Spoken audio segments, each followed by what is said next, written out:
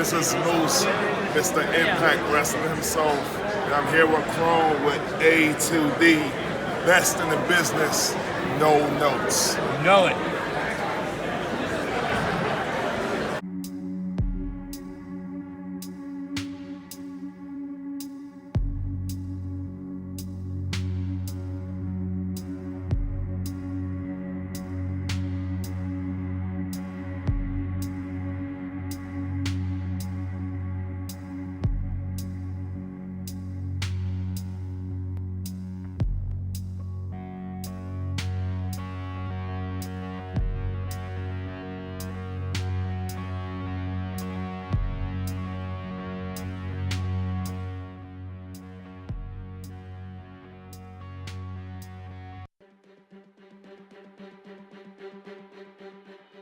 Everybody, I'm Ted DiBiase, the $1 Million Man, and everybody's got a price for lazy booking.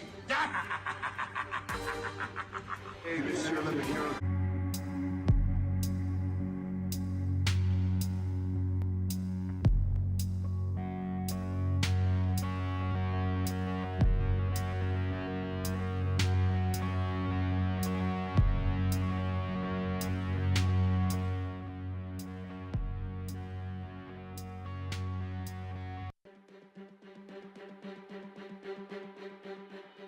Everybody, I'm Ted DiBiase, the $1 Million Man, and everybody's got a price for lazy booking.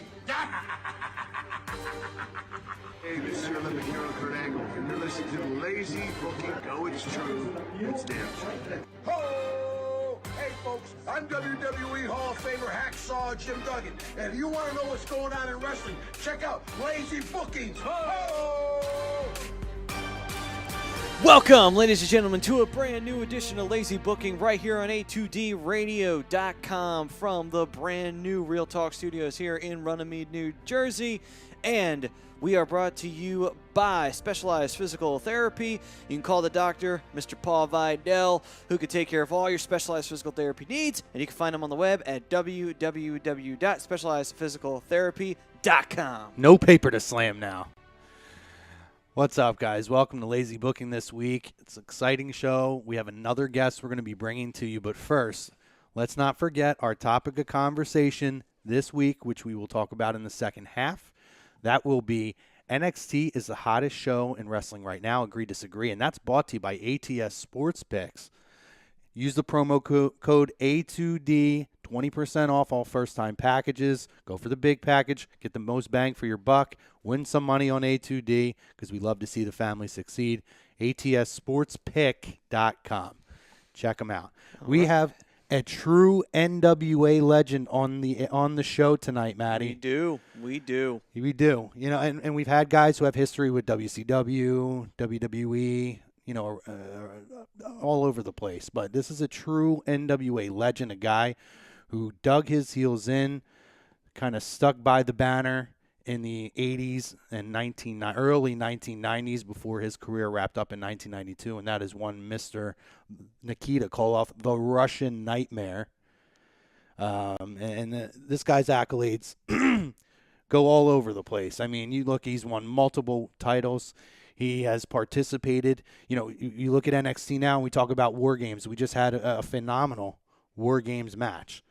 And Mr. Nikita Koloff, he took place in 4 of those matches. He participated in 4, undefeated, 4-0. We're going to talk to him about that. We're going to talk to him about getting into the wrestling industry. We're going to talk to him about a whole smorgasbord of topics. Absolutely. It's always exciting when we have legends of wrestling, you know, on here on the show, getting a chance to talk to them. It's going to be really cool. Yeah, absolutely. And Mr. Brodo is going to man the chat for us, guys. We want you to interact. Nikita is ready to answer your questions, anything you guys want to talk about, especially for all you wrestling historian junkies out there. This is going to be a good one. Yes, and there's going to be stuff you're going to learn about Nikita that you probably didn't even realize in his mark that he made in wrestling history. So we're looking forward to it. Not only that, we may learn things about the Crockett promotion and also maybe learn a little bit more about how the NWA operated a little bit as well. Absolutely, absolutely. So we're going to get Nikita on the line now.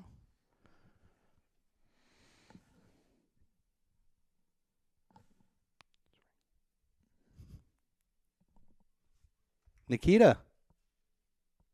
speaking. Hey, how are you? I am wonderful. You? Oh, we're wonderful. We want to thank you for joining us here on Lazy Booking on A2DRadio.com. Again, guys, we have NWA professional wrestling legend Nikita Koloff on the air with us. We want to thank you for your time. And if you're tuning in, guys, you can check this interview out on YouTube, Periscope, Facebook, Instagram, Twitter. We are on all kinds of podcast platforms that you'll be able to catch it if you miss it tonight. But we want to thank you, Nikita, for joining us, taking the time. We've been looking forward to speaking with you. First and foremost, how were your holidays? You know, I appreciate the question. Had a phenomenal time. I had the opportunity to see all of my daughters, of which I have 4. Wow. Kind of spread out across America, and got to see all the grandchildren, of which I have 7, and number 8 due any day. Congratulations. And so, yeah, thank you. And so, yeah, it was a phenomenal time for the holidays, Christmas holidays, and then the New Year. Brought in the New Year. Actually had a conference with a number of different friends called Vision, kind of getting set up for 2020. And so, yeah, it was phenomenal. Which, hey, by the way, that was quite a rundown of where you guys can be found. I just want to make mention of that, too. That's pretty impressive. Oh, thank you. Thank you. We appreciate that. And we're going to make sure that we let the fam, we call our fan base, our listener base, the fam, and we want to make sure that they're going to be able to locate you on all your social media, and we're going to dive into that. But, yeah, we've been looking forward to this. You know, I know me and you, we had a chance to speak at Icons about a month ago, and you know, one of the things that really excited me about this is, you know, I'm an 80s kid, so to speak. So, you know, when I got into WCW, it was 1990 actually. So you were actually kind of one of my first guys that I really followed and enjoyed when I finally got out of that WWF bubble, and really kind of, you know, showed me an entertaining side of the program, of an alternative program. So for me personally, I'm really looking forward to speaking with you today. Well, I appreciate it. I appreciate, you know, it was a unique era of time back in those days, the 80s and early 90s. Certainly love all the fan base that we have, you know, that we have developed over the years, and so just, you know, always grateful for the opportunities like this to be able to hopefully reach out and share a little bit of my story with that fan base. Yes, let's do that. We're excited to do it. Nikita, you started in around 1984, and you were trained by Eddie Sharkey, and you started with Jim Crockett Promotions, correct? Partially correct. Okay. The Eddie Sharkey, I have to almost address this every single time, and I'm not sure why. I'm not sure if it's because everyone just assumes because I came from Minneapolis that Sharkey trained me, or if Eddie started taking for shit. Or is that they had a so that's not bad, but trade.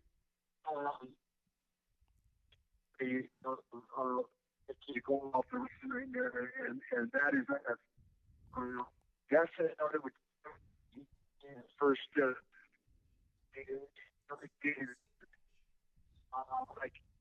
which by the way I do today, literally just a few blocks away from that office on Top Boulevard, so that's kind of fun. But I broke into the business.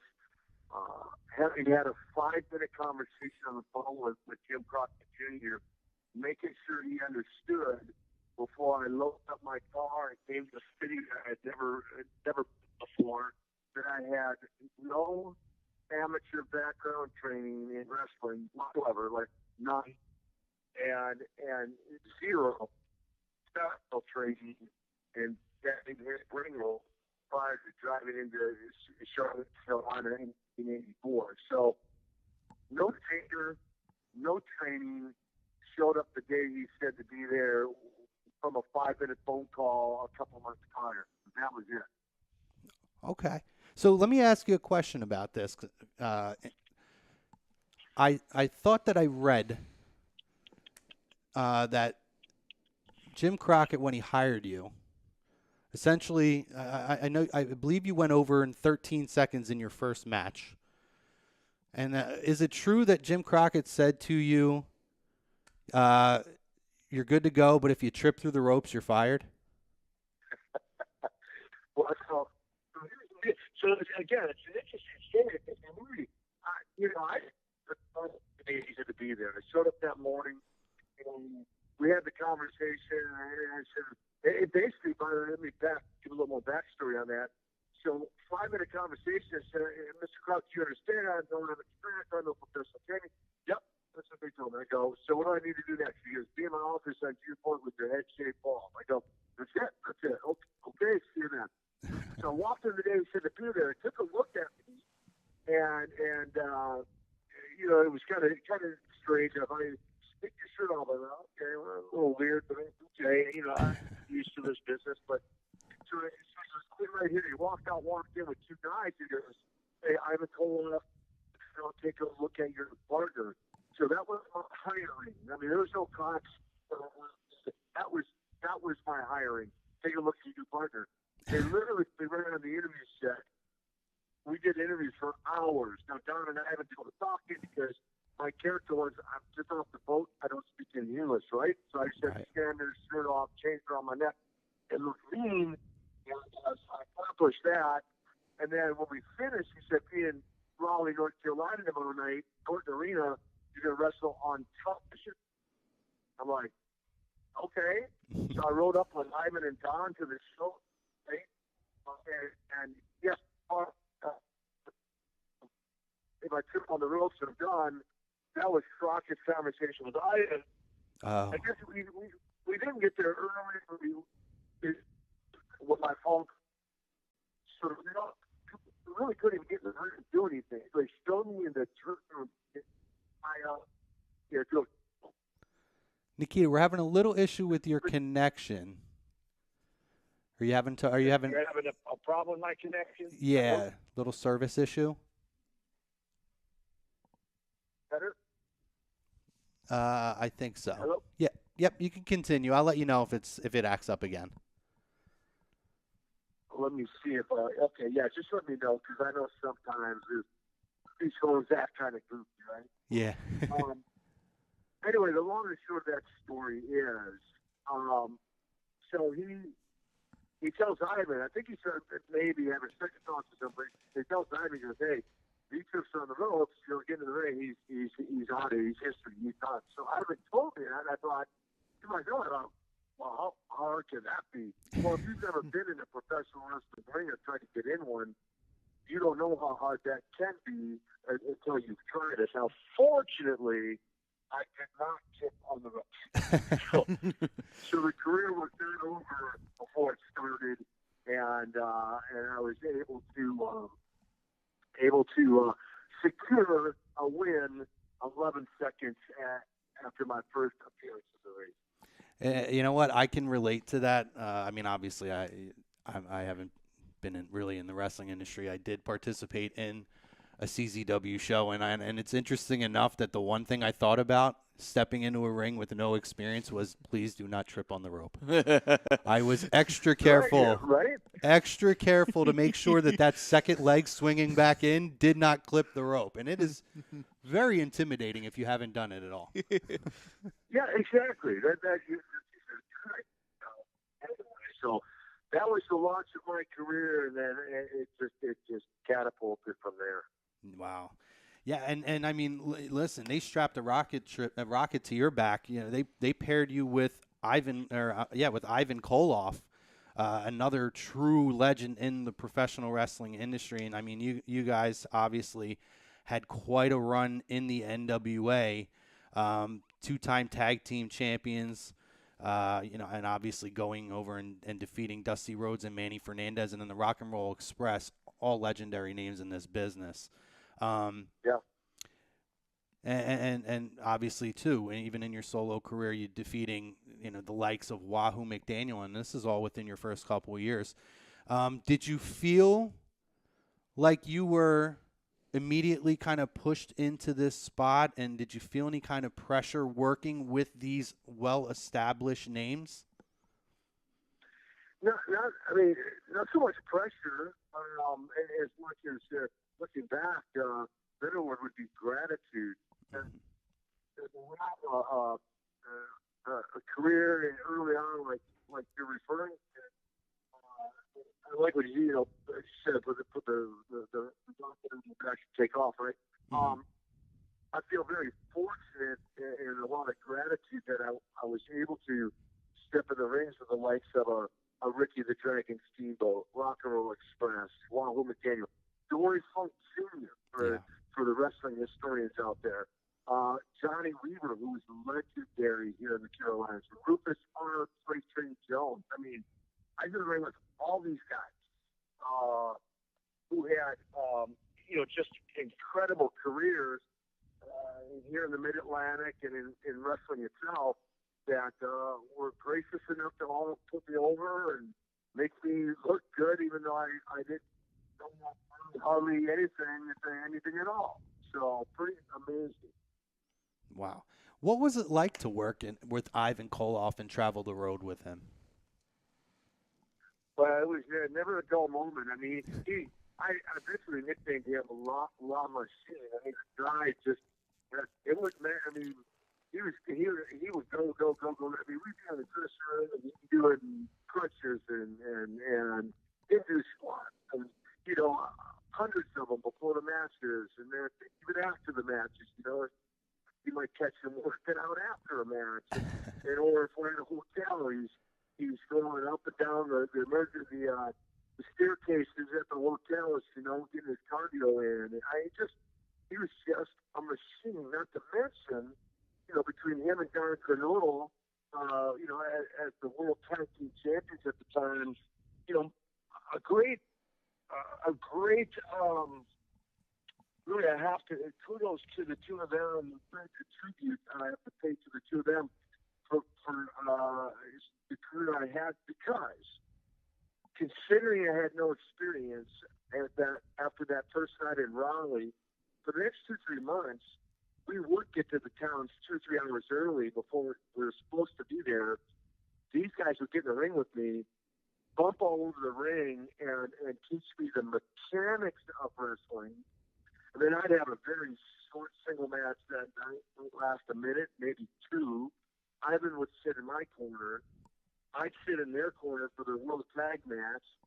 I'd watch them. Ivan would watch me. And then on the drive home, then we'd talk about old school psychology. So prior to the match, the mechanics of wrestling, go out and apply it. And then after the match, the psychology of wrestling. That's how I cut my teeth those first 2 or 3 months, coupled with all the legendary guys I got to be in the ring with. Mm-hmm. And I'm just, blown away with the success I was able to have early on. Yeah, and honestly, at the time that you were in, too, that when you really kind of broke into the business, obviously with the gimmick that was kind of placed on you as far as, the Russian nightmare, it was a tough time with political standing with Russia. What were the towns like in terms of reception? And again, this is when kayfabe was still a thing, and people believed in the character. They believed that's the person you were. So can you kind of tell us about what it was like going town to town? And were there any instances where you guys were worried for safety or anything of that nature? Yeah, great question. I mean, the fans loved to hate me, right? I mean, at one point I was voted by, fan polls, the number one most hated guy in professional wrestling. Quite an honor, especially during the year. I mean, that's just what you want, right? You want people hating you. Absolutely. That's what buys the ticket, that draws the crowds to, buys the ticket and pays the bills and boosts your check, right? So so on that note, yeah, there were people. It was the Cold War era. You're correct, and people. It was not hard in any time we went into, to get the USA chant going at all. I mean, especially with Ivan and even Don by our side. But so that was relatively easy. And then there were some, like I remember one particular time that we were going to Charleston, South Carolina, and Crockett informed us that they got some calls in the office, death threats on the Koloff if they show up in Charleston. He's like, we'll just get security there, beat it up. So the sheriff beat us at the county line, escorts us to the building. They have extra security in the building. The sheriff escorts us back to the county line, and away we go. Wow. And 6 different matches, 5 against the Nature Boy Ric Flair, 1 against Magnum T.A. in his hometown of Norfolk, Virginia, that I literally, as fans, made it over the barricade, made it into the ring, and came after me. So I would say I was pretty well hated. And so correct me if I'm wrong on this. I've read that you have considered your favorite match of your career against Ric Flair for the NWA World Title at the Great American Bash in 1985, and that's I transitioned right to that just because that was an instance where a fan tried to attack you during a match. Would you say that's accurate, that that's maybe your favorite or most memorable match for yourself, and can you kind of talk about that? Sure, and that is the first one. That is the first time a fan came in. That was it. The interesting thing about that match is that, I'm in the ring, Flair's down on the mat, Ivan's down on the floor. The referee, I see the referee, David Crockett, and I'm pinned up against the ropes. And in my mind, I'm like, hang on, Flair, Ivan, Crockett, who the heck? And there's Tom. Oh my gosh, this must be a fan. And the Tom story is part of the show, and then when they realized it wasn't, they bailed in like the Keystone Cops and eventually get him out. But that said, I typically refer to that match.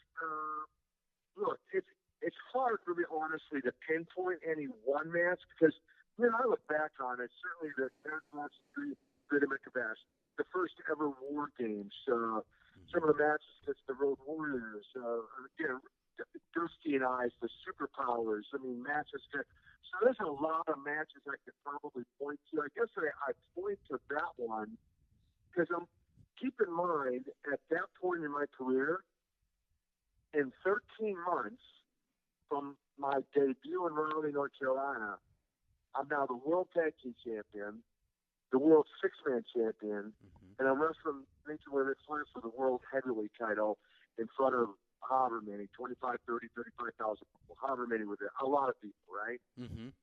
At the first ever Great American Bash. So, needless to say, it's very memorable, that match is, especially because of how really young I was still in my career, and then to be in the ring with someone like, the Nature Boy Ric Flair, who's flying in on a helicopter, for the match that night. And he talked about surreal in a sense. That might have been the height of it. Oh, wow, yeah. I can imagine. That's actually a legendary image of Flair when he comes down in the helicopter to go wrestle that matchup. When you think of NWA wrestling, that's a match you think of immediately. Absolutely. Just the epicness of it.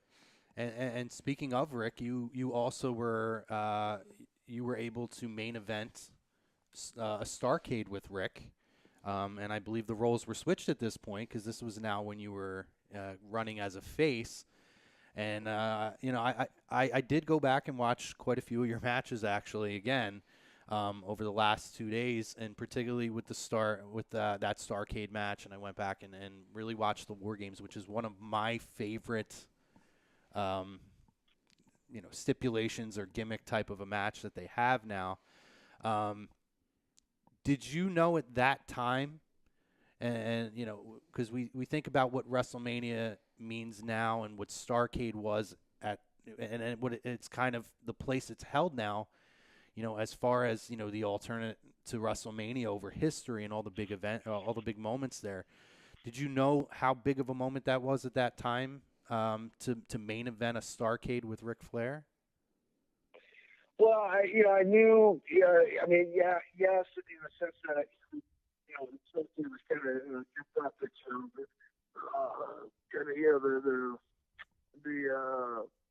the show of shows, the granddaddy of them all, if you will.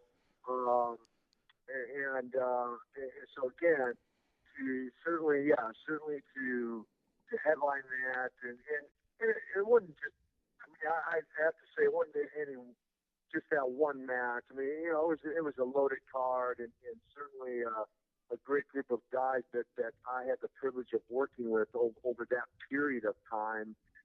But you have to be one of the headliners, or the main event against the Nature Boy, and it was the roles were flipped. Now he's healing, and I'm I'm the baby face, I'm the big guy, and so to have that opportunity to really experience both sides of it, right, being hated and then in a sense being loved, was an incredible experience overall. But certainly the headline that Starrcade was special. You had a lot of really memorable feuds. You can go back and talk about the Road Warriors, the Four Horsemen and Ric Flair, Sting, who then you aligned with later, towards the tail end of your career, Magnum T.A. Is there a particular feud or a person that you worked a program with that you look at and you say, this was my, my greatest feud of my career? Well, I can say for certain, whether it's through these interviews or out when I'm doing Legends autograph signings, etc., that the most talked about is the best of 7 series against Magnum. Yeah. By far. Yeah. That's the number one thing brought up, was the best of 7. And again, Magnum was being groomed to become, the next heavyweight champion for the NWA. Our styles were similar in that we both were what I like to call snug, but others like to stiff, but just a choice of words. But our styles were very similar, and we were both okay with that. And if I had one fan say, I had dozens and dozens of fans say, I don't know about those other matches where they're doing. That match with Nikita Koloff and Magnum T.A was real. No one convinced me otherwise, Yeah. But that was our goal. That was he and I, and that was our goal for to portray that. And because of the chemistry, great chemistry with each other, and the way we built that story. I mean, Dusty Rhodes was ingenious coming up with creative ideas. You mentioned the WarGames, Dusty Rhodes. You mentioned the Great American Bash, Dusty Rhodes. You mentioned the best of 7 series of Magnum, Dusty Rhodes. I mean, he was the genius behind many ideas. And then the way we unfolded it, right? 1-0, 2-0, 3-0, 3-1, 3-2, 3-3, coming down to the 7th and final match. And somehow or another, somehow that chain got in there. I still hadn't figured that one out. But that's by far the most talked about and certainly memorable. Terry and I still talk about it from time to time. And we'll go on sometimes and we'll do some road stories together sometimes, and that's the topic, right? Yeah, and I mean, Magnum T.A., another wonderful name, and unfortunate, with his incident that derailed his career, obviously. But, at that time, and you brought up Dusty, and I would like to hear a little bit about your relationship with Dusty, but Dusty was a believer in you, and when the incident did happen with Magnum, I believe it was Dusty who thought, with the change of, the Cold War ending, that it was time to turn you face and kind of have you step into the role that Magnum was covering at that time? Yep. Yeah. Here again. Went on to sat me down in Philadelphia. Had just come back from a tour in Japan, and here's to convince me that Magnum's accent was real, because the things they're working me, Yeah. They're like, no, this is like for real. It's like he's broke his neck, and then that settled in, and then they laid out the idea of the turn, and and I thought, between the two of them, I don't know how many decades of experience they had in wrestling. I thought, well, they certainly know more about this than I do. I'm still, at the time, I'm still only like 2+ years into this thing. So, but they gave me the choice, though. They said, you can say yay or nay. Take some time and think about it. So, let's think it'll work. Let's do it. And the way we did it, I mean, you couldn't repeat it anymore, because obviously the internet and everything else is still like one of the best kept secrets in pro wrestling. Yeah.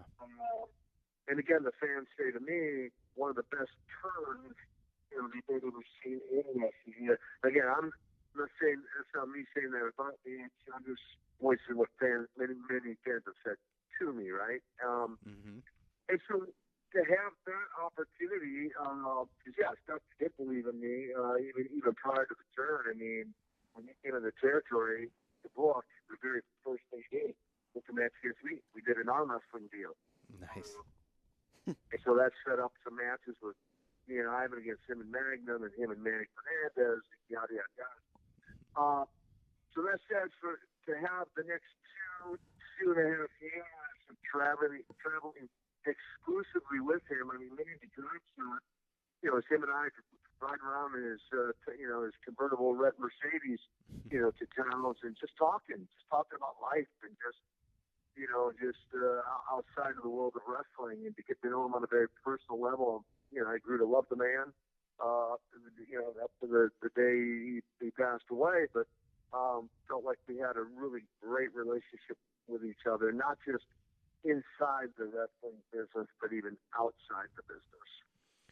Yeah, I mean, Dusty is one of the true innovators of professional wrestling, and even to this day, you guys won a tag team tournament together, the Jim Crockett Memorial Cup, and WWE and NXT has the Dusty Rhodes Memorial Tag Team Tournament, just kind of as a tip of the cap for everything that Dusty's done.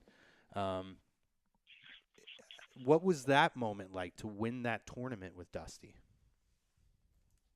Well, pretty special, because it was Magnum's first return back to an arena after his accident. So when you see him make his way down to the ring, for anyone who's watched that, or it's seen a clip of that, or someone told me, man, I was there, I saw it live, which that always blows me away. Man, I was in Charlotte when he turned. I was there live, or I was there for the American Bash with Ric Flair. So there were people that were in Baltimore and live, and even for those who weren't see that, when Magnum comes down and I jump out, we embrace.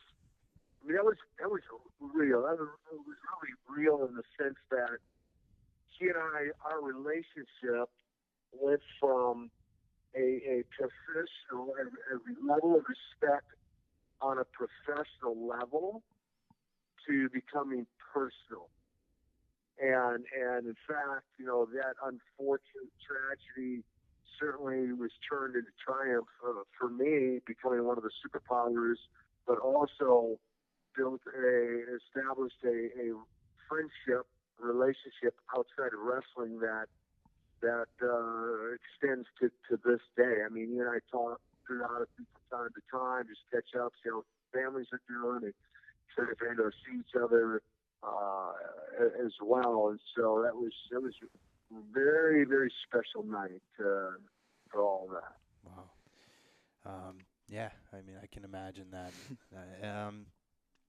WarGames. You brought up Dusty and WarGames.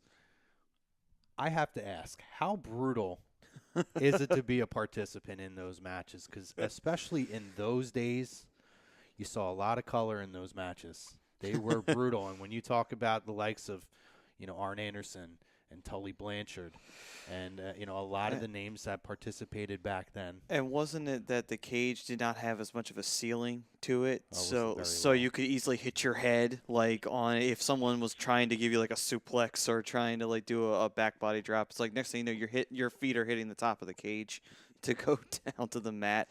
It was a very weirdly structured cage. Yeah. Can you talk about the brutality of those matches? I mean, I would imagine you were sore for a few days after coming out of those. Well, I can.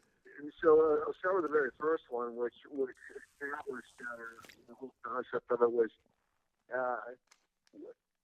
the best word to describe that was electrifying. I mean, you could realistically, feel the electricity in the building. There was just a pulse of electricity that was flowing through the building that night. And all of us not really knowing how it was going to play out. I mean, we get ideas, but again, right? We've never done it before, so you don't really know. And to your point, a point being put, a trap being put on it, certainly created a different dynamic, like you said, for sure. And so, there's other things you had to then also begin to think about before you just naturally, like you said, give a guy a backdrop or something. Well, that happened, that late tonight or whatever. And so I would say it was grueling in this sense. If you were the first 2 or 3 guys who ever it was more grueling than if you were the last guy in the ring. Yeah, that's true. Because the first 2 guys, they're going the whole entire deal, right? So you're talking 30+, right? Yeah. Where the last guy coming in, he might be going like maybe 5 minutes before it's over, So whoever got the short straw, I guess you see the long straw there, who was the last one in, the winner of that deal. But it was very physical, and you really did have to think through some of the different things you might do or consider doing because of having that top on the cage and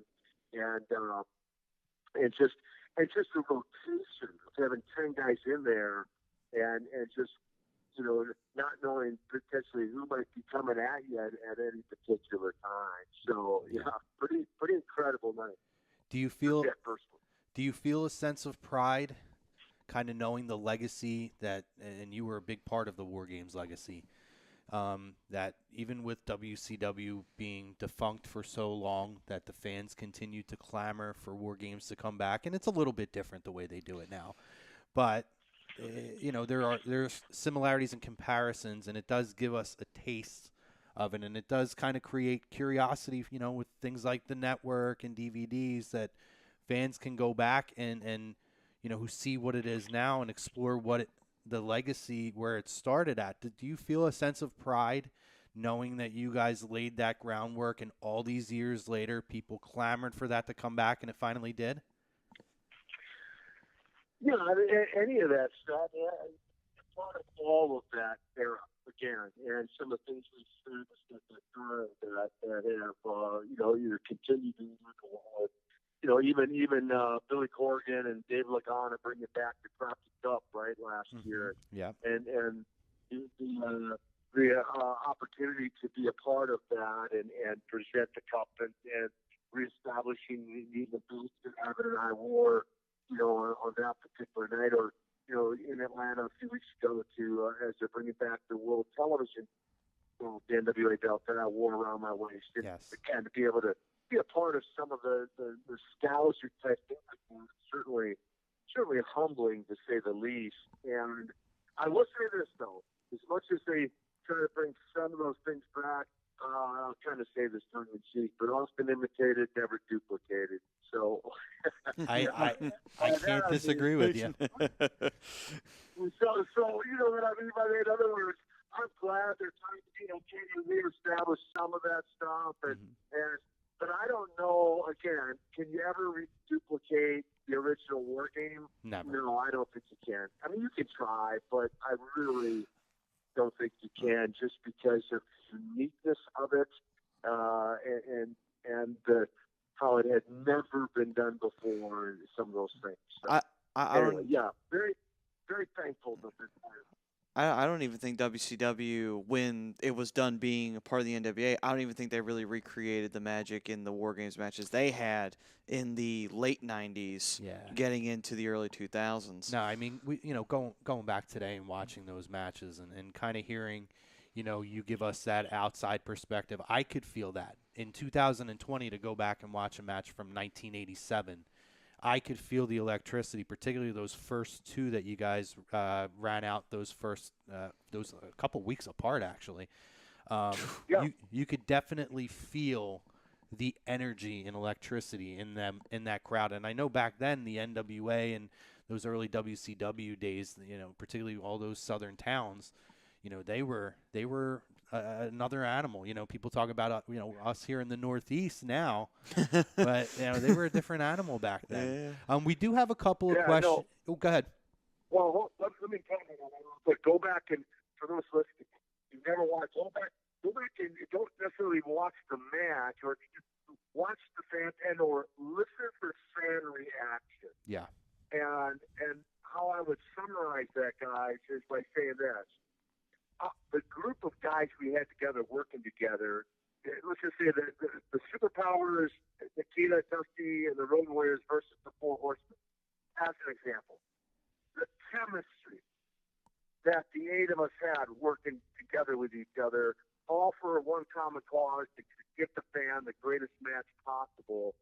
I think that came across, which is what drew the fans so emotionally into it and made it what it was. So absolutely, there you go. Absolutely. Nikita, our producer Ryan here has a couple of questions in the chat you can read off. I can't say it. Okay. He's going to send me a couple questions from our viewers that we're going to read through. All right. In the meantime, I'll ask Nikita a question about this. When you were there, when Jim Crockett officially had to sell to Turner, what were you thinking when that happened? Like, that it was no longer, it was still affiliated with the NWA for a short period of time there, but what was your feeling when the Crockett sold to Turner, and what kind of vibes were you getting from it? Well, it changed. It changed from a mom-and-pop organization to a corporately owned company. And by that meaning, it became a chapter or a folder in Ted Turner's filing cabinet, meaning it didn't have the personal touch like it had when it was a mom-and-pop business. When Jim Crockett's family, 50-something years, owned it and had a more hands-on personal touch to it. And so immediately it changed because they hired guys who, knew little to nothing about professional wrestling and, ran a studio that had wrestling in it. So that was their qualification for being, from the ivory tower and a part of it. They could call them the shots. And so it changed dramatically. And in fact, over the course of time, I mean, it was, I get to the arena and there'd be 8 matches on the card, and maybe one was the one that was advertised, and no rhyme or reason.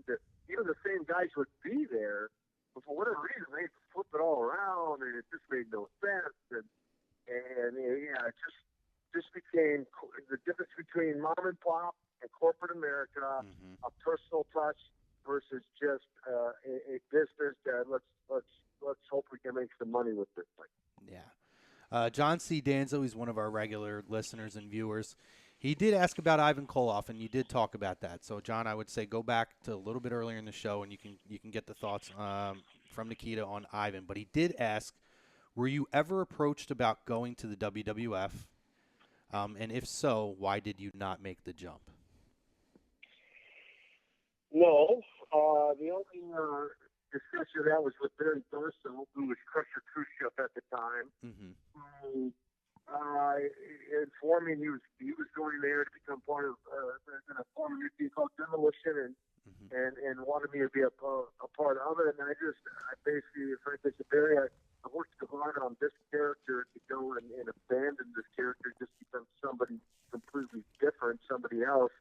And the other part of that was that I honestly felt like there was kind of a spin-off of the Road Warriors and out of respect for Joe and Mike, and Joe being a good friend and making the call that even gave me the opportunity to get into pro wrestling out of respect for them. That was another reason I chose not to do that. So those are two of the main reasons. And then lastly, never even really considered or entertained the idea personally of going there. Anybody who spent any amount of time with me will understand there's a word called loyal or loyalty. I like to say now, put a hashtag up sometimes, NWA for life, right? Hashtag. Because I'm an NWA guy. I mean, I am. I mean, I traveled around. I did a few things for the AWA, but that was really even in kind of partnership with the NWA and wrestling Larry Zbyszko for his title and all that. But through, I'm an NWA guy, and because Jim Crockett gave me the break, I made the decision. I was going to stick with the NWA. Realizing that I go there and probably make whatever 5 times, 10 times, 100 times mine. Whatever. I don't know. But the money was less important to me. The loyalty was more important. Billy Thrasher, who is one of our actual original founders of the show, sent me a question for you, and it kind of transitioned to you talking about being an NWA guy for life, and you talked about, being on NWA Power a few weeks ago. What was that like to be able to kind of step back? And I got to say, the NWA Power set, it's so cool. It's like awesome. It's like stepping back into those days, and it's so on point. Can you talk about what it's like now to be able to come back and give back to the NWA, who, is kind of making a resurgence right now? Yeah, I love it. I mean, look, I drove into Atlanta, and it brought back instant memories of driving down the 10th and Techwood. I mean, I got off on the 10th Street exit. Are you kidding me? On the Techwood exit. And so just a few blocks away, and then to walk into the studio, it's not exactly, it's bigger than the 10th and Techwood studio, but it's still a studio. So just the fun memories that came back from being at 10th and Techwood at the PBS studio was incredible. And then that night, the warm reception from the fans. I mean, again, I'm so grateful to the fans. I mean, you walk in and, they start the welcome back chat, chatter. Oh, it was great. I watched it. Yeah, it was great. Yeah, it was, again, just like, man, you might say felt at home, and the warm embrace from the fans just made it was the cherry on top for the night, if you will. So I love it. I love what these guys, hope they stick to their guns, continue to do it. They got a very unique product, and I hope they stick with it. Absolutely. Another question we have 2 questions here from John. John asks, what was the best rib ever pulled, and any good ones that were pulled on you? You know what? Truthfully, I wasn't a big rib guy, and I was a business guy. So here's how I would truthfully answer that question. I was a business guy from the day I broke into business. So I wasn't a big jokester. And majority of guys knew I was a business guy, and so there weren't a whole lot of ribs pulled on me, a whole lot of jokes pulled on me either. I wasn't much of a joker, and so that's probably the best way I could answer that question is no real great stories, like some of the guys probably have. I tell you, guys, you ever interview him, you never have. If you ever get Rick Steiner, he was one of the biggest jokesters on the planet there was. He'd probably be the guy that's. I will say this. If you want of Steiner, he could be driving down the interstate at 70 miles an hour and get hit in the rear and look in the rearview mirror, and it's Rick Steiner driving a car trying to push you along the interstate at 70 miles an hour. Oh my Lord, that is scary. That's like legit. Or Rick Steiner coming up alongside you, like he used to do with some of the horse stuff, and you not know he's coming, and him sitting outside his car window, again on an interstate at 70 miles an hour, and reach over, be close yourself to try to open up your passenger door while your car and your van's going down the interstate. Oh, my. So, those are Ric Flair type ramps type things, yeah. Wow. Yeah. That is scary. Yeah, I'm like, Rick, are you, he's, I think, legit crazy. Well, at least I thought he was back there. I'm like, dude, you're like legit, like crazy. Like, you are just crazy. So, anyway. I know. So, in 2006, you were inducted into the. I'm just trying to make sure I have the dates right. It was 2008. You were inducted into the NWA Hall of Fame. In 2006, you were inducted into the Luthez Professional Wrestling Hall of Fame? 2003, I think. 2003. Okay. Obviously, great members. The NWA Hall of Fame. That was a no-brainer for you. I mean, we all instantly associate with that. Have you ever? And this is another question from John. Have you ever been approached about the WWE Hall of Fame? Would you accept? I've not been approached. More important to me, more important to me than me being would be Ivan Koloff being it. Name who deserves it. Agreed. Way more than me. I mean, the guy has a legendary 35, 40-year career.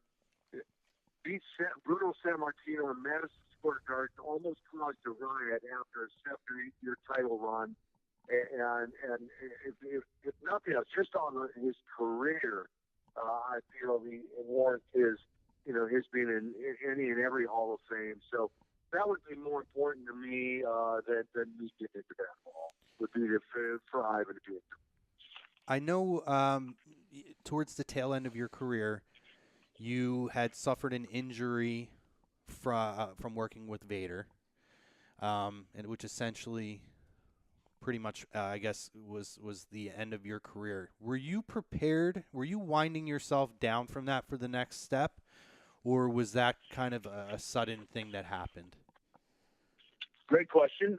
Certainly, you never anticipate getting injured. It was not career ending. Okay. We know it was serious, but I set a goal when I broke in full Ivan that I'd be out of active ring action by the time I was 35. That was my goal. Remember, businessman, right? Yeah. That was my goal at 35. The night I got injured against Vader, 2 injuries against him that night, and I was rehabilitating because I got a hernia. Thinking, it's legit about 500 pounds. So I got a hernia that night. He injured my neck that night. He had a bit of a reputation of being reckless, and so he beat me out on the floor. And so I was rehabbing. So I had the hernia surgery, rehabbing my neck. And over Thanksgiving and Christmas holidays, I thought, I'm getting ready to 34.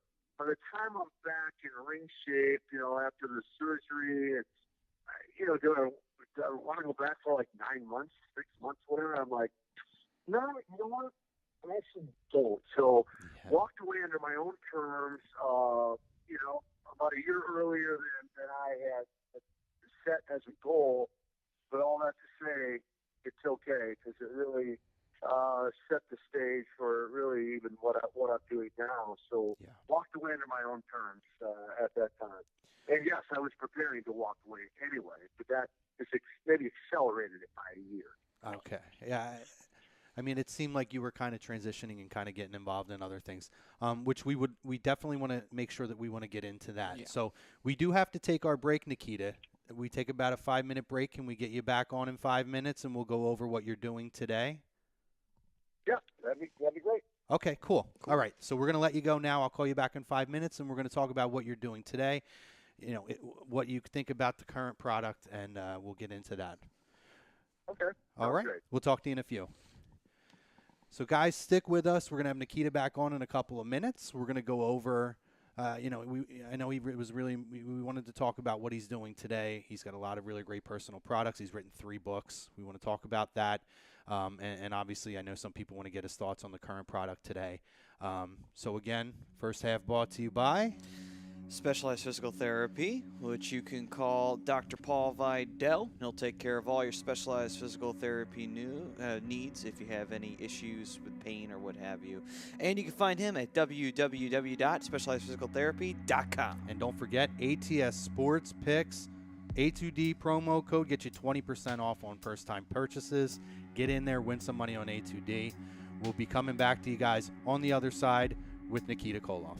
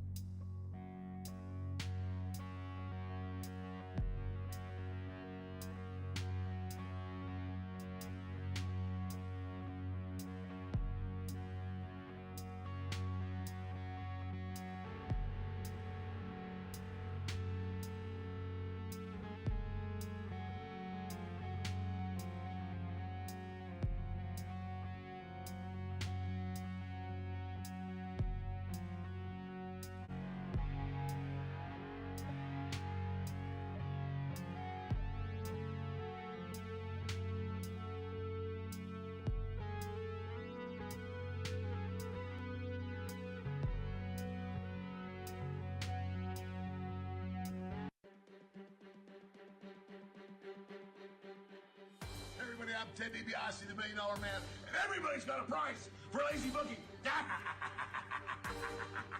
Hey, this is your living hero, Kurt Angle, and you're listening to Lazy Booking. Go, it's true.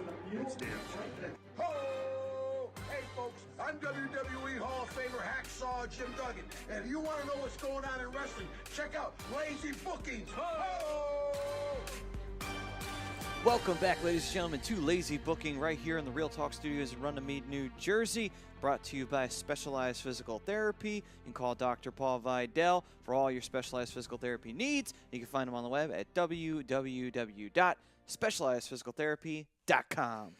That's right. Check out the doctor as well as ATS Sports Picks. A2D promo code gets you 20% off first-time purchases. Guys, win some money on A2D. Let's go. We want everybody to succeed and buy that A2D merch. Oh, yeah. Our topic of conversation, which we will get into shortly, NXT is the hottest brand in wrestling today. Agree, disagree. But we're going to get Nikita back online. He was awesome in the first half. We did a whole career reflection with him. And in the second half here, we're going to talk about what he's doing today, life after wrestling, his thoughts on the current product. So we're going to call him now.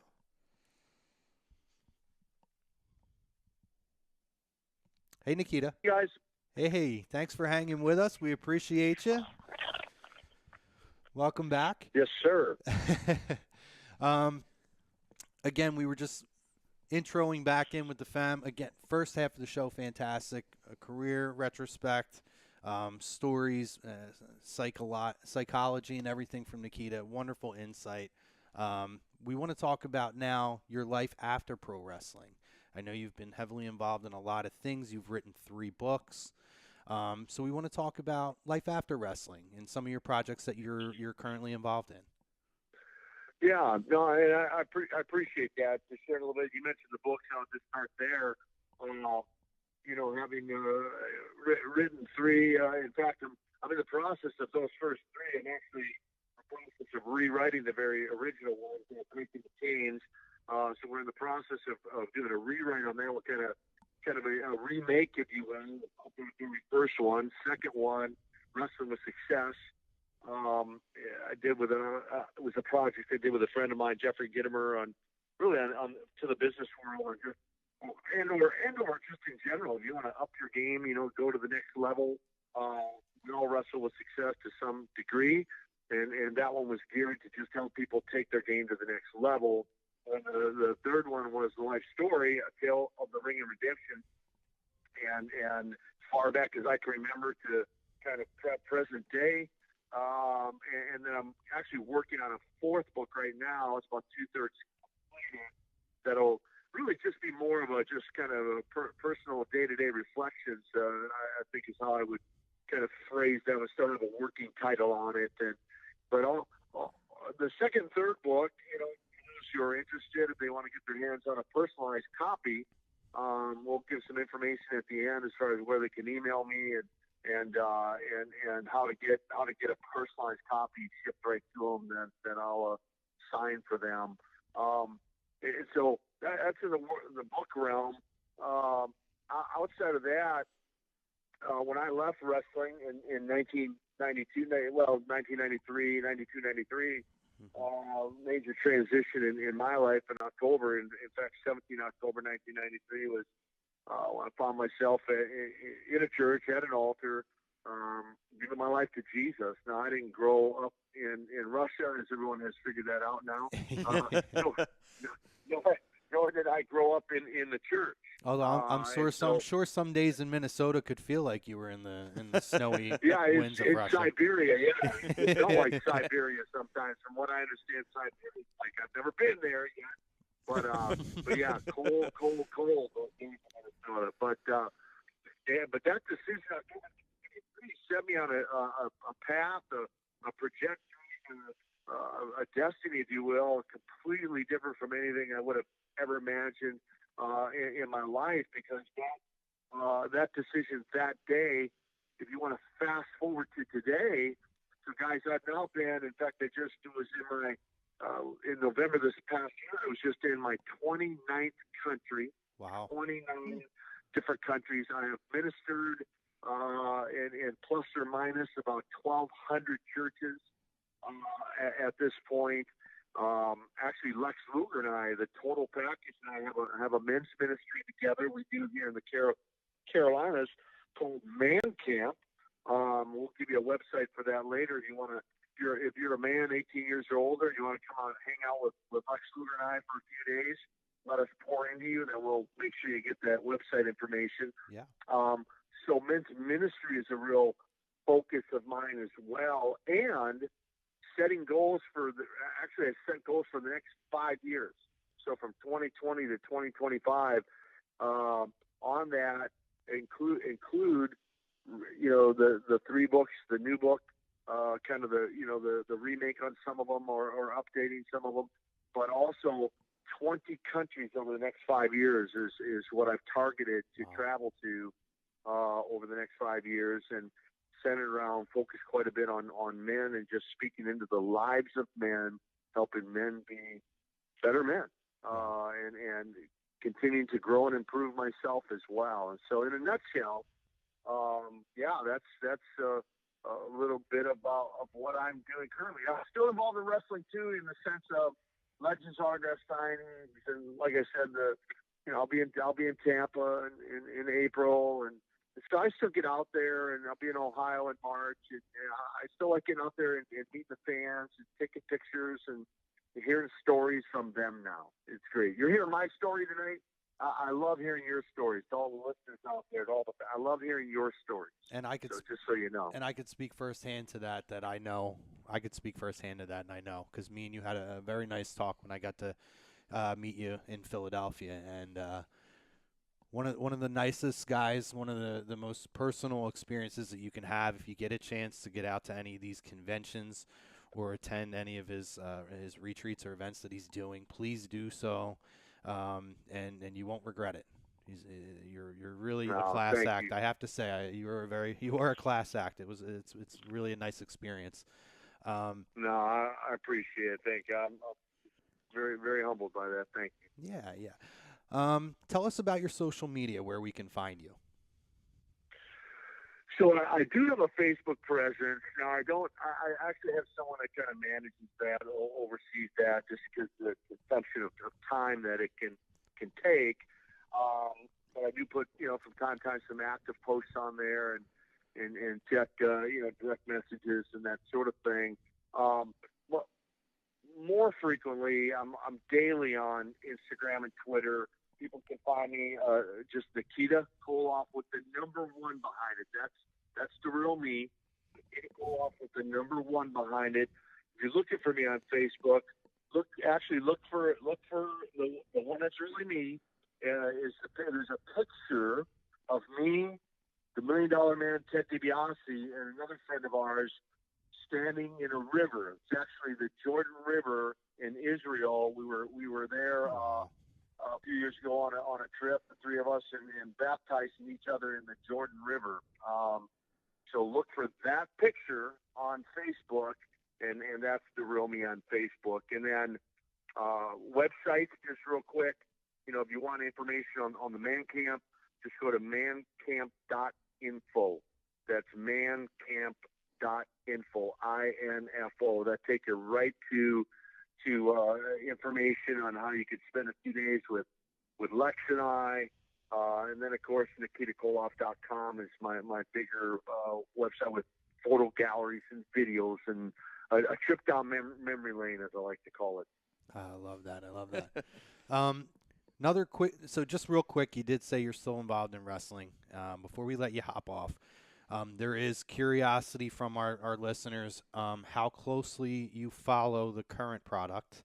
Do you watch WWE or NXT or AEW? I know that you're involved with NWA now in some capacity, but do you follow WWE or NXT or AEW?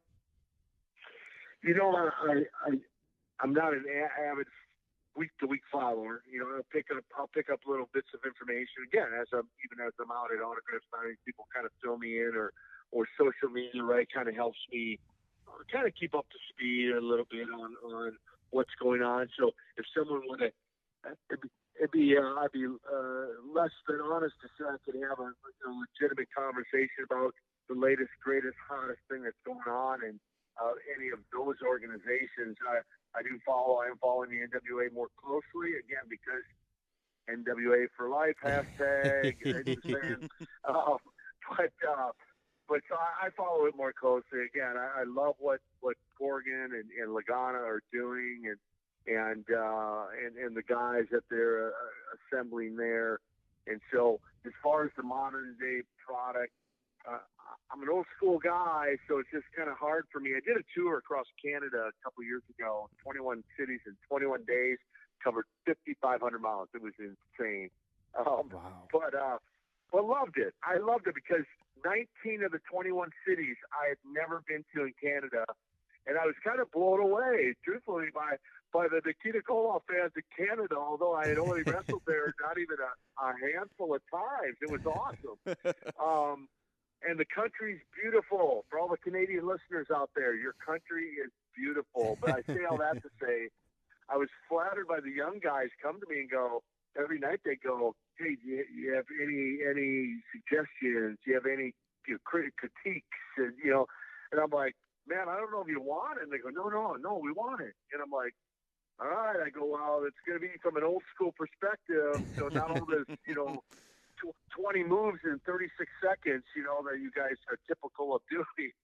So, but to that note, in fact, one of the guys even brought me a notebook. He goes, hey, maybe you could write everything down for all of us. Oh, nice. Yeah, it was really cool. And so I did. It was fun. It was fun. So I would give them, if I felt I had something that would enhance their match or make it better, I'd share that with them. And then some of the guys actually would go out the next night or two and actually try to apply it, actually try to put application to it. So, that was pretty fun. That was a lot of fun. So different product nowadays, and obviously than my era. But for those guys who still, go out and perform that old school psychology, there's a fan base that loves it, which is why the NWA's doing what they're doing right now. So. And I did want to pass this along from our listener, John C. Danzo, who says, thank you, Mr. Koloff, on just being a true class act in the wrestling business, and thank you for all that you continue to give us. Hey, thank you, guys. And hey, follow me on Twitter and Instagram for this reason. I try every day, every morning, I try to put something, if you spend any length of time with me, we talked 45 minutes, an hour tonight, but if you spend any length of time with me, I like to say I consider myself to be the eternal optimist. No matter how dark the black a cloud you bring me, I'm going to do my best to find a silver lining in there somewhere. Okay. We need more of that. Well, and on that note, I do my best every day to put up something positive, or on Instagram and Twitter, something encouraging to people that hopefully just may impact their life or help make their day better. So do follow me on Instagram and Twitter, and even check out Facebook. So I have one last question that I wanted to actually ask you earlier, but we kind of got away from it. Was it that it was from Russia? No, we had that answer. Particularly when you talk about Dusty, and you were there for Dusty and all the creativity. And I know that you're not necessarily a full follower of everything, but you do pick up bits and pieces. In terms of what Cody Rhodes is doing right now and kind of picking up the torch where his father kind of handed it off to him, and the businessman and the creative mind that he is, did you know him when he was a kid, and are you surprised by any of this, or is this like, he's a Rhodes, it's not a shock? Great question. Great questions, or several parts. So first part, I knew Cody when he was in diapers. Cody, if you're listening to this, anyway, you may not remember it. I do. I remember you when you were in diapers. But and I say that to say, no, not surprised in any stretch of the imagination at all. Ability, that creative ability and ideas either from his dad or just innately. Myself, Matt, Ryan, and all of us here at A2D and our fam, we want to tell you, we appreciate the time that you took to speak with us, the wonderful stories, and again, like Nikita said, I'm telling you guys, follow him on social media. He's a great follow. There is a lot of really great motivational things, and he's doing a lot of wonderful things in his life right now. And we will keep an eye for that book. You'll probably hear from me because I'm going to probably look for a personalized version of that. But thank you again for the time tonight. We appreciate it. And from all of us here, Happy New Year to you. Congratulations, on the expecting upcoming grandchild, and we wish you the best. Thanks so much, and Happy New Year to all the fans, all you guys. Thank you for the opportunity, and hope to meet you in person as I'm out and about traveling around, whether it's the wrestling circles or in the ministry circles. Hope to meet you face to face, take a picture, sign an autograph, and just say hi. So thank you, guys. Have a wonderful night. You too, Nikita. Take care. Thank you. Well, there you have it, guys. Nikita Koloff, class act, NWA legend, doing a lot of great things in his life now. Yep. That was fun. Yeah. That was a lot of fun. That was awesome. That was awesome. That was a lot of fun. And we got a promo at the end of it. Yes. It was great. I know. That's awesome. That'll be in a commercial. The Russian Nightmare versus the American Nightmare. Oh, boy. Put it on AEW pay-per-view. And thank you guys to the fam who participated in that. I mean, that was a lot of fun, and you guys clearly enjoyed that. Yes. Check him out. Check out his social media, and great follow. Our topic of conversation tonight. We're gonna. I know. How do we go into it now? After that, I don't even know. How much time we got, Ryan? Well, let me see. We still got a little bit of time. Half We got about hour. Half hour. Yeah. Wow. John, by the way, passes along a message. He says, "Awesome interview, guys. A-list all the way." Appreciate you, brother. Thanks, John. Always, Great man, questions, man. by the way, you John. Guys, Yes. You guys drive it, man. We're trying to bring you guys Absolutely, yeah. the best that's out there. Anytime you guys ever want to ask a question to anyone we're interviewing, we are more than happy to read it off to them. Yeah. Absolutely. Our ATS sports picks topic, NXT is the hottest brand going right now. You had a little bit of insight there, and I had to ask a question about Cody. Of course. I knew he knew who he was when he was a kid, and just kind of being around that and around Dusty, is kind of one of those things. But I would say NXT is the best product going right now. It's not to say that AEW is bad, guys, because I know Povia was in here earlier, and he said that he thought that AEW was the best. I just think NXT is red hot right now. I think it's the most consistent. I think we've been able to say that for many years. even before the quote-unquote, cable television era of NXT. You know what I'm saying? Well, it depends on where you are. If you're staying strictly like in the States, then I would say yes. But if you're going in like overall, I would say it's NJPW, only because I watch it and they are very consistent with their booking. Yeah. So I can't really deny that to them. But that's me, and I watch NJPW. Not for anyone else who doesn't. I could see where the NXT comes from. Totally. See, I think NJPW has taken hits with some of the names that they've lost over the last couple of years. Yeah, but I mean, I think they've really done well with kind of circling the wagons around the guys that they know are not going to leave. Like they've really had the double down with Naito, which they've pulled the trigger on him, which I think benefits them hugely because they've been wanting to do that for so long.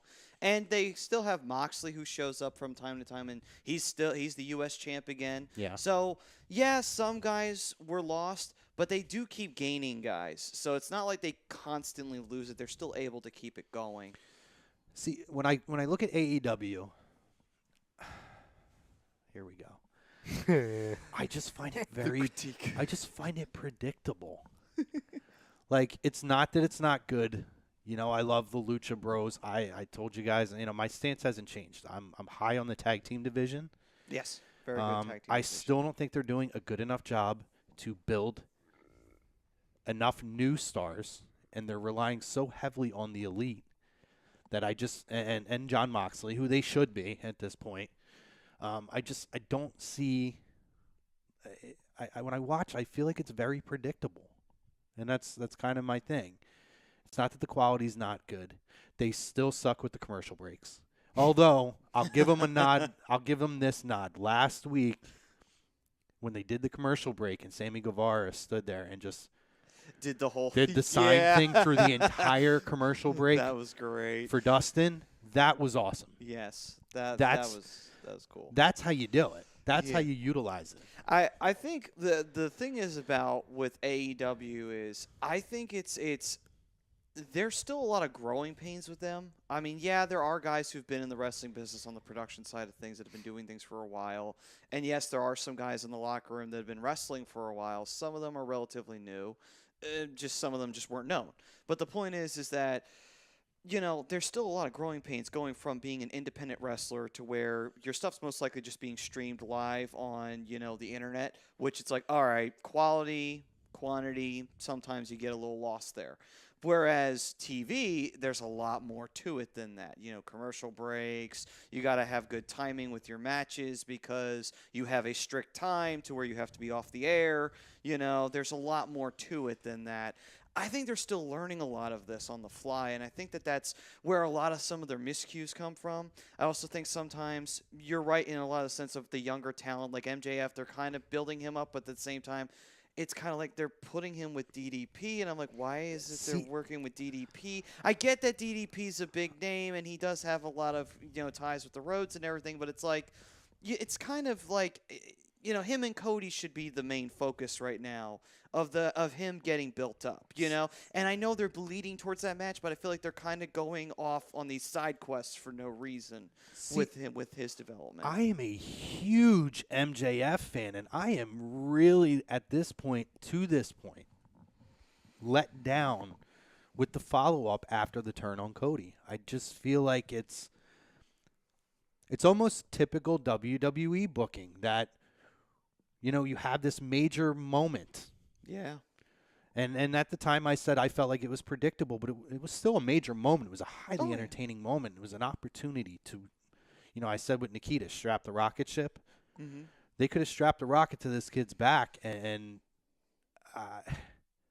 now we're going to drag ourselves slowly to the finish line of when we're going to get to Cody and him. Yeah. Did they pull the trigger too soon? I don't know. I felt like I don't think this needs a slow build like they're trying to get to now. Yeah. And it's just it's frustrating to me. I'm banging my head against the wall over this. It's also tough too because of the fact that, and I know this may sound kind of funny, but you have a heel champion, so the problem is that, okay, if Cody's not champ, so you can't go that route where you say, okay, he can beat Cody and become champion, and you can work that way with it. So now you got to do it where it's, all right, this is just a grudge. This is just pride and grudge on the line here. Yeah.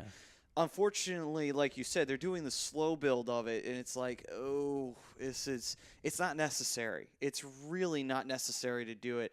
But I kind of understand why, because they're spacing their pay-per-views out. And I think they're trying to get big matches for those, but they've spaced them out far enough to where now it's going to drag a little bit. And this is where it's hard to put that genie back in the bottle. You can't necessarily space out pay-per-views like you used to back in the day. Right. You know, because that genie got pulled out of the bottle a long time I mean, ago, I miss those days. I'm not going to lie, but it's hard to make that go for a couple months where you build it towards that big climactic moment, you know, and it's, you know, it's one thing if you put a clause in where it's like, okay, they can't touch until the match. It's like, okay, then you could do little creative things that they can't provoke each other or they could get fired or what have you. Well, you can't do that because Cody pretty much runs the company. Yeah. So you can't do that, you know, or something in those regards. You know, John asks, where do you think NXT is going with Chelsea Green and her new mouthpiece, Robert Stone? So the word out there was she was originally going to go to Raw, and they pulled that back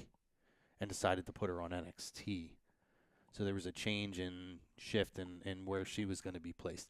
I don't know where it's going to go yet. I definitely think that she's going to get a big push right away.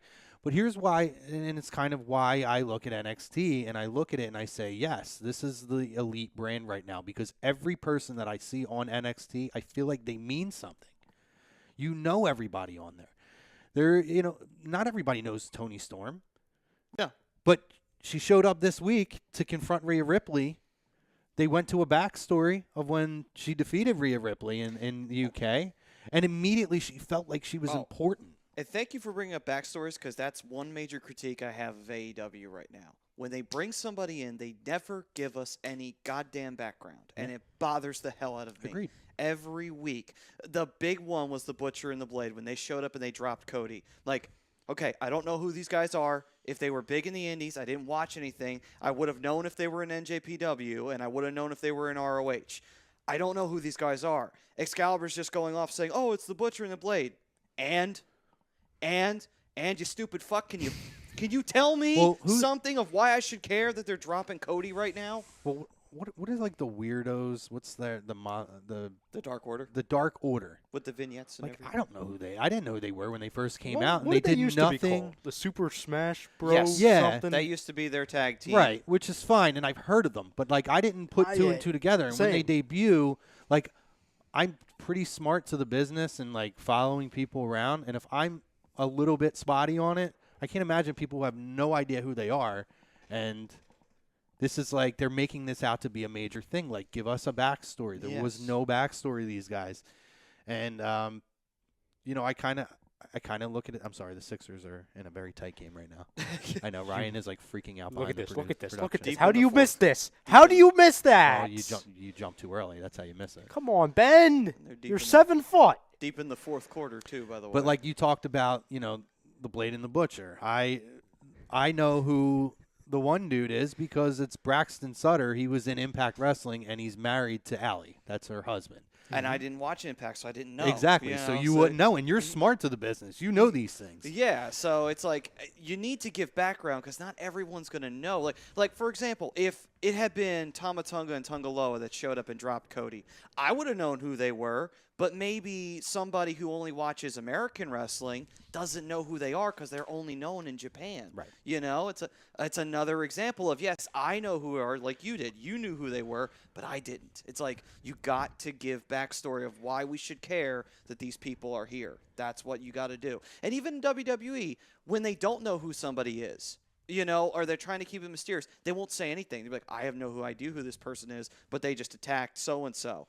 That's a great way to covering your ass. You should at least try and do that too, you know? That was a weird commercial. Yeah. I agree with you. John says NJPW Wrestle Kingdom was crazy great stuff. I missed it this year. I didn't get to watch it this year. Wrestle Kingdom was amazing. John, go back and watch it. John says also, is the team of Alex Shelley and Kushida in this a one-time thing, or is Alex going to signed going forward? I don't know. I was curious of that myself. I hope so because I would love to see them kind of, do a little bit more together. It's weird how they revealed this, though. Again, and They just were like, oh, look, Kushida and a former teammate, Alex Shelley. And it's prototypical WWE. You see it all the time where, like, they'll reveal something on Twitter, like, an hour before a show. This was obviously not an hour before the show, but I'm not surprised because it seems like they go towards social media trends and the big moment on their Twitter because, you got to follow the Twitter so you get the best breaking moments and everything. But to me, it's another example, and don't get me wrong, I'm very happy to see Alex Shelley back because he was one of my favorites going all the way back to TNA. Yeah. And I know he's wrestled all over the world, not just TNA. Yeah.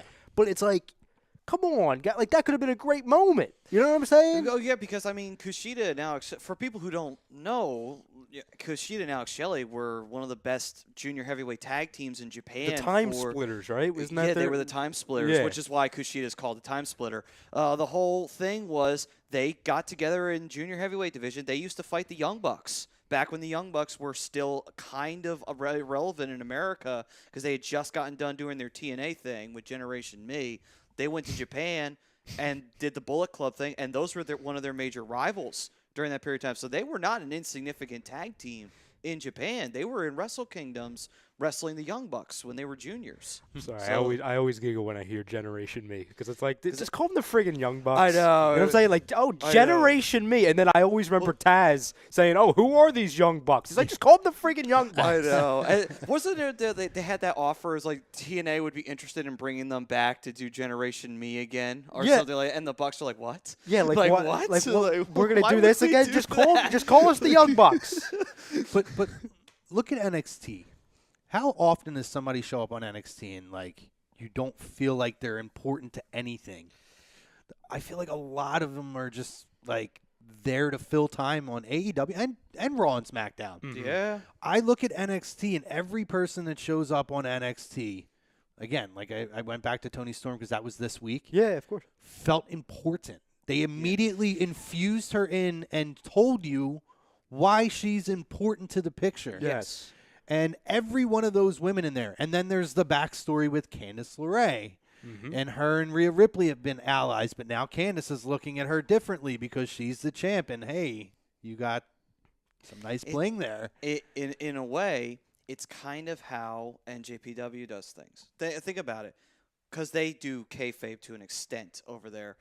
If they have a major wrestler who's built up as this tough guy, you believe it. So when somebody jumps them or attacks them, it's a big deal, and it's like, holy shit, who's this guy who just jumped Tanahashi? I'm like, who is this guy? Like, they'll give you background, but they're like, I need to know who this person is. It's kind of the same thing where it's like, it's not insignificant. Like everything is significant. Vince needs to take some notes from Hunter and NXT. He right does. Because look at the North American title. Mm-hmm.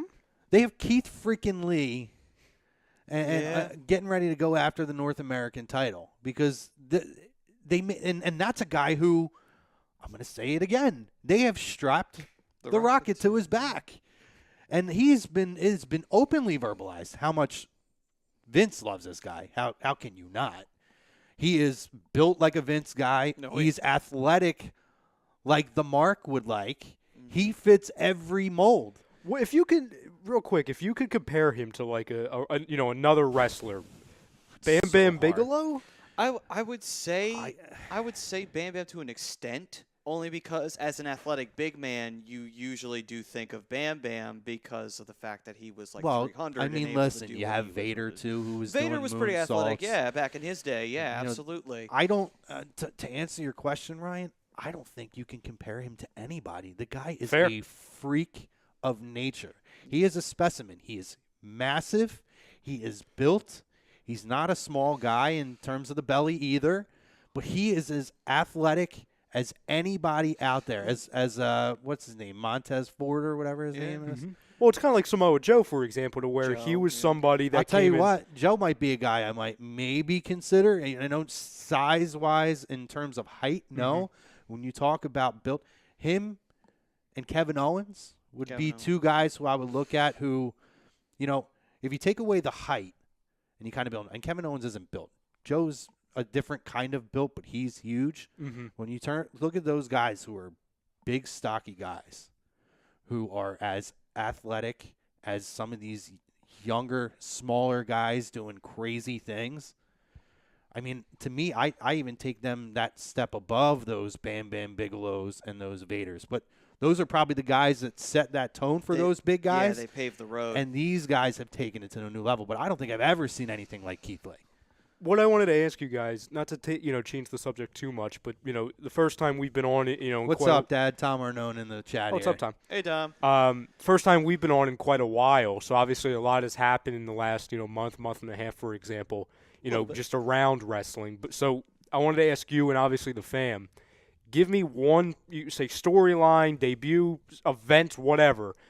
One thing that has happened since we've been on, last been on, that you've loved, and one thing that you've hated. Well, I'll start with the thing that I loved. And again, Of NXT or anything? Anything. Okay. So anything for me, I'm going to go to Wrestle Kingdom immediately. Naito became the first double champion in NJPW history, winning the IWGP Heavyweight title off of Okada, and becoming Intercontinental Champion all in one weekend. And it was really cool because they set it up like there was multiple guys trying to get double titles, and he was the one who got it. And it was kind of a culmination of a year-long build for that storyline payoff. So I love that. And it was a great match between him and Okada. I mean, the obvious of hated would be Rusev, Lana, and Liv Morgan and Bobby Lashley now. You got to get Liv Morgan involved in that mess. I know. So many innocent bystanders have suffered because of this. I'm gonna sit back and give the Liv Morgan aspect of it a chance to grow, but I think that was a wasted opportunity, bringing her back in that situation, because I love the vignettes that they were running. Yeah, and it really did create a curiosity of where are we going to go with this, and then it shows up with Lana. Well, even though now looking back on them, it makes sense. Yeah. It makes sense. But again, we'll see. We'll see where this goes. I'm going to go with something that probably nobody would say, but I liked it a lot, and that was the very unexpected appearance of John Morrison popping out of the Miz's locker room, because everybody's expecting to see John Morrison. I don't know that you can make a surprise. They announced it on Backstage. Mm-hmm. I don't know that there's a way that you can have a surprise debut. You would expect him to come out and make a save on something, or to do whatever, or just show up, or be a mystery opponent. When we were expecting him to show up at WarGames or NXT. Or he'd show up like someone was going to do an open challenge for a belt, like the Intercontinental title, and then Morrison shows up, But Miz is unhinged right now. That's the angle they're going with. We don't know he doesn't know who he is now. And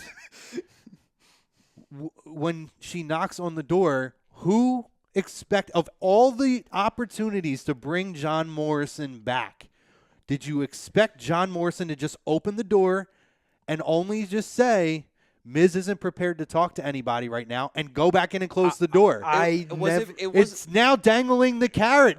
I want more. John, talk to me. I want to know what you're doing here, John. I never thought, and maybe I should have, I never would have thought that John Morrison's first storyline, feud, however you want to phrase it, his first activity back in WWE would be with The Miz. I mean, and I'm happy, but that was the best thing. That was going to be my favorite moment from the past month, because to me, I loved them back. What was it, 2009, 2010, something like that. Yeah, somewhere around that time. Yeah. So to see it coming full circle now, and we're going to see a 2020 version of this after. I mean, now we have Miz. I mean, because we never thought that version of The Miz, 10, 11 years ago, would have gone on to main event WrestleMania, obviously all the movies. I mean, he's a much different person, alone character he is now. Not only did he main event WrestleMania, he won his main event WrestleMania match, albeit though it was just to set up the twice-in-a-lifetime contest. But anyway. The thing that, and listen, your nomination for the Lana, Rusev, Bobby, that whole mess, that's a good one. To me, there's one that goes above and beyond anything. What the hell is going to be the outcome of this friggin' Eric Rowan cage mess? What? Now it's did you see the Twitter post of WWE? It's spitting blood out? Whatever's in the cage is spewing out suspicious red liquid. I thought it was like eating somebody's face. I thought it ate the dude's what is face. it got a friggin' spray gun in there? What's in there? Is it Hornswoggle? It was like Jurassic Park with that thing. It's like he's like all sweet and cute, and then you look at him, it's like and he spits shit at you. That's like what it was. That's what it was and like. And then, of course, I'm watching that, and I get sucked down the rabbit hole, and I'm searching Google. Oh, Eric Rowan Cage. And there's a million. It was a success then. No. And then the social media. No. The social media world will pick up on that and create priceless. Priceless. I read stuff 10 articles this morning. 10. I woke up and I'm like, okay, I gotta see this. People were saying it's a kimono dragon. People were saying it's Luke Harper. People were saying it's Luke Harper's contract in there. People were saying it's a one-way ticket to NXT, which everyone in WWE has been looking for. Pretty much. I'm pretty sure that's what everybody on Raw and SmackDown wishes they were on right now. Listen, is NXT. Someone said that it was Vince McMahon's legendary brass ring. I mean, there's 100 things. I'll give. I have a couple of honorable mentions for what I liked. Yeah. I wasn't a fan of it before, and I'm not an AOP guy, but I am very intrigued with them with Seth Rollins, and I'm liking this pairing. Yeah, I don't mind that. I actually thought that isn't a bad idea of them being the muscle. I'm liking the way that this is working. And then to piggyback off of that, I'm enjoying the Samoa Joe face turn. It's the way it was interesting. executed. Yeah. You could, even though you could see it coming through the commentary the couple weeks of somebody needs to like step in and do something about these guys. I'm enjoying that. Oh, other thing I hate, Jerry Lawler being a heel commentator. Why are we doing this again? Yeah, I know. Why are we doing this again? Need it. The only time it ever worked was when he first came into WWE, and it made sense because he was the total opposite of Vince McMahon, who was kind of that blue blood style talking, and he was the total opposite of JR. So it was perfect back then for King. But if he ain't talking about puppies, I don't think it's going to work with Lawler being a heel. John says I'm praying for a Morrison Ricochet match in a ladder match. That would be awesome. He says the one thing you guys never touched on was the whole Lars Sullivan stuff that happened. Well, that did happen, which I actually thought was hilarious when that. How was that figured out? Like, does anyone even know where that source because came nothing from? ever. It's the internet age, and nothing ever goes away. But That what is I true, will yeah. say about that, I'm not going to dive into that rabbit hole, which is why I'm not bringing it up. What I will say though is, from his past comments and tweets. Isn't irony a wonderful thing? It is, yeah. The internet is truly a beautiful thing. It never goes away. No. Never goes away. The internet is truly undefeated. So that's where I'll leave that at. And I wouldn't be shocked if you never see him again. And honestly, I wouldn't care. I'm not a Lars Sullivan guy. There was someone who, though, made a meme where they took one of the pics of it and they put Triple H in there with his with a thumbs up, which is just great. Which I was just crying laughing when I saw that. Anyway. Isn't it ironic though? We've got Greg Malakovic with bad jokes here behind the camera. I didn't hear him. Isn't it ironic though that Jesus, Rick the freaking way up, man. With his past, he would ironically go after a bunch of guys to destroy them. Because that's kind of his past now.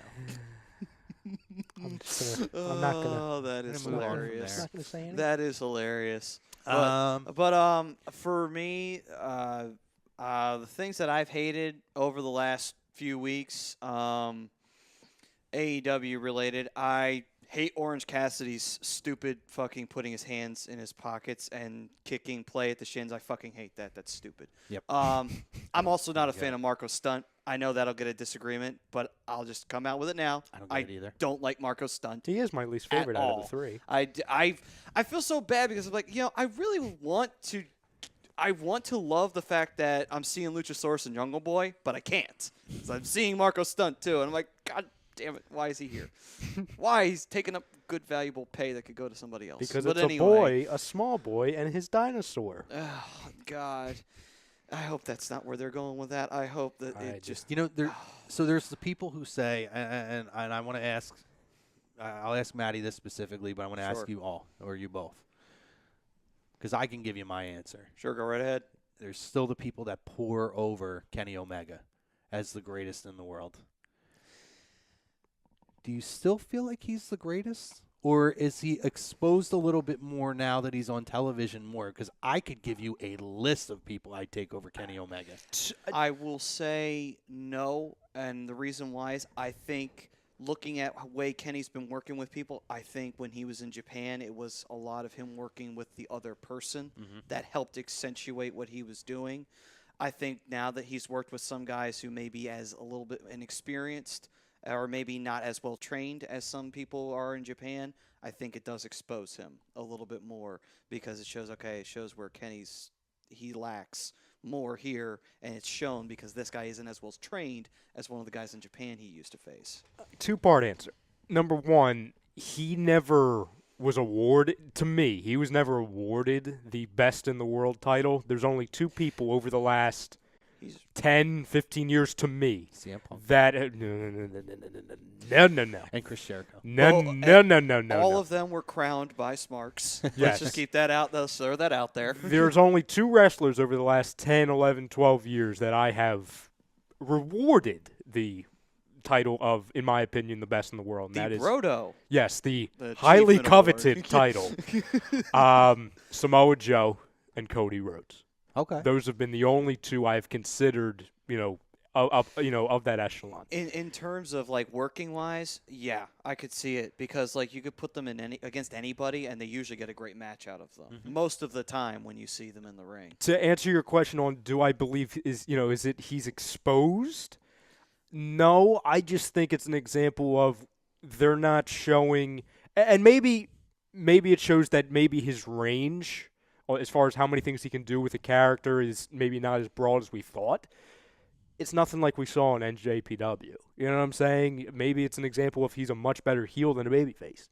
To where it seems like they're using him as not a sympathetical babyface, but like the crowd hero, the fan. That's not Kenny Omega. Like that's not, you're making him one-dimensional. You know what I'm saying? He was great. Yeah. Because he was different. You're not making him different. And also, I feel like, Kenny, in terms of match quality, I would say I think it may be just not only because of television reasons. I think it may also be because I think they just haven't put him always with the right people to work with. And I think that that's ultimately what's killing him, too, at the end of the day.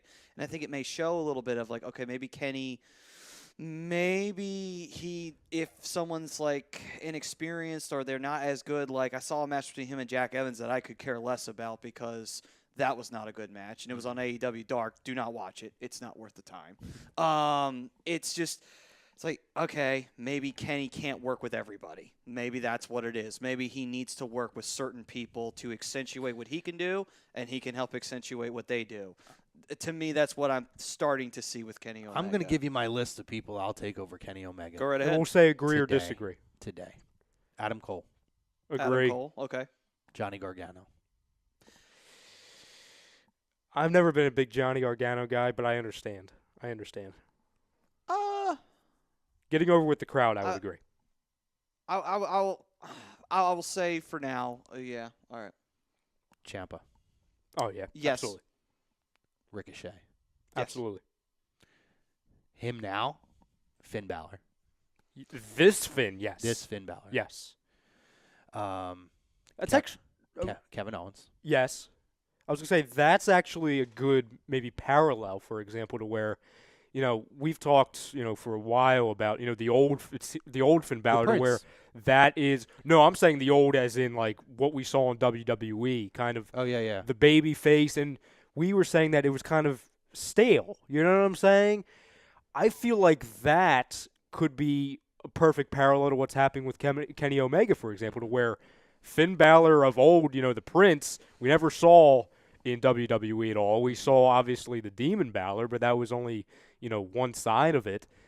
It's showing that he, some of the – and Dean Ambrose – or I'm sorry, John Moxley is, another example to where sometimes these wrestlers, superstars – they have so much more in them, but it's only about what their direction of their character is going in. You know what I'm saying? I'll take him over Kenny Omega too. I mean, Moxley? John Moxley. Okay. I mean, Kenny, I think what it is too is I think also they've been putting him with tag teams with Paige, which I don't understand why they're trying to force that into a narrative because they're trying to make it seem like Paige is trying to get away from them, which I kind of get because you don't want Paige to be shackled and be compared to everybody in the elite when he doesn't have as much credentials to him as the rest of those guys do.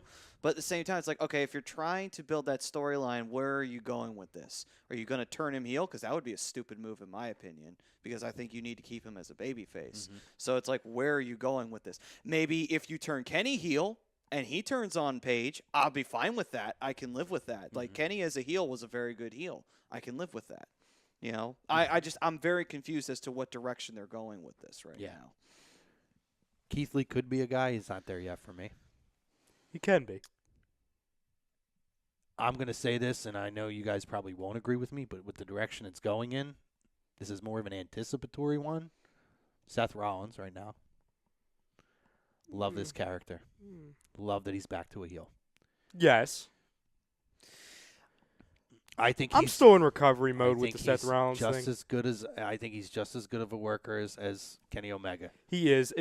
I'm in the same boat with him and Becky Lynch, you know, to where it was overexposure. You know what I'm saying? It was so much of them so often to where, and it's no disrespect to either of them because they're great workers. It's you know, blame of the product to be honest.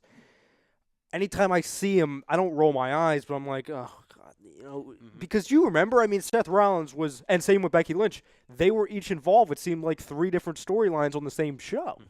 So that's why I'm kind of in a refresh mode with those two, especially with Seth. But I agree, the worker and his potential, I would completely agree with that. Cody Rhodes. Cody Rhodes, yes, 100%. Joe, I'm putting age as a factor in this, which is why I don't go to Joe. Aleister Black. AJ. See, that's why I don't put Same AJ because I'm looking at age. Right. Aleister Black. No, I don't like the character right now. Okay. Buddy Murphy could be a guy eventually, but he's not there. There's not enough to say that he's on the Kenny Omega. Like, these other guys to me have established enough at this point. MJF. No, not yet. Marty Not Scurll. there yet. Might be a guy I would put up there. You think he's going to AEW, by the way? Seems like they're waiting for him. I don't know. Marty Scurll. Probably. I think he is. Frustrating. I mean, he did agree, though, to finish out his ROH commitments, though, before It's frustrating. leaving. I want to see if we're going to have a real war. Like, I don't want to see the good old boys hanging out. And that's what it feels like. Like, a couple of you guys can change it up. Also, we're getting ready to hop off. Yeah. Just an FYI, if anybody, you can find Access on Access TV now. If you have Comcast, Impact, you don't have to watch everything on Impact. Tessa Blanchard and Sami Callihan in that program now is unbelievable. They have single-handedly brought me back. That is a top Impact. that is a top 2 or 3 storyline in all of professional wrestling right now. And it's different. It's different, which so is so freaking refreshing to say. And also, it's awesome how big Sami Callihan is, and he's very open about it, how he was all about intergender wrestling, and he doesn't look at his intergender. It's just wrestling. No, I mean, you can't really say much about it as long as, you know, Tessa can handle herself, so it's no big deal. You know, all I can say is in terms of if you're not a fan of what WWE's doing on Raw and SmackDown and you like NXT, there's plenty of other avenues for you to explore. So if you want to bitch and moan about WWE, you can. But you can't say that there isn't anything else out there to watch because we just named everything. What do you got before we hop A on? real quick agree or disagree question from John. Braun Strowman has fizzled out big time. Agree. Yes, Agree. 110%. I definitely agree. All right. That was fun. This was a fun show. Thank you again to Nikita. Yes. Again, if you missed it, guys, check us out on all of our social media platforms. You can go back. You can watch the show on Facebook, Instagram, Periscope, Twitter, YouTube. If you can't do that, you got a car ride tomorrow. If you're going to sit in some traffic, guys, check it out on Apple Podcasts. I keep wanting to say iTunes. It's iTunes. People Apple call it Podcasts, iTunes. Google Play, Spotify. SoundCloud, Spotify, and what's the one I always forget? Spreaker. We're all over the place, guys. Check it out. The takeover is real. Hell yeah, man. It's going to be awesome. Who sponsored us? We are sponsored by Specialized Physical Therapy, the Dr. Paul Vidal. The Doc. Yeah, that's right. He's the real doctor, not Dr. Tom Pritchard. Or He's the real Dr. doctor. Shelby. Yeah, or Dr. Shelby, Oh, God, yeah. no, Dr. Shelby. No, Dr. Shelby's a quack, but Dr. Paul Vidal is not. Nah, thanks to our sponsors, Specialized Physical Therapy, ATS Sports Picks. Remember, guys, 20% off with the promo code A2D, atsportspick.com. For me and Maddie, Great week. Mr. Brodo, thank you again. Stay tuned. Top of the hour. The hockey guys, hockey happy hour coming at you. Huge win for the Flyers last night. That place was freaking electric last night. Oh, my God. Much needed. But until next week, guys, we love you. Take care. Have a great week.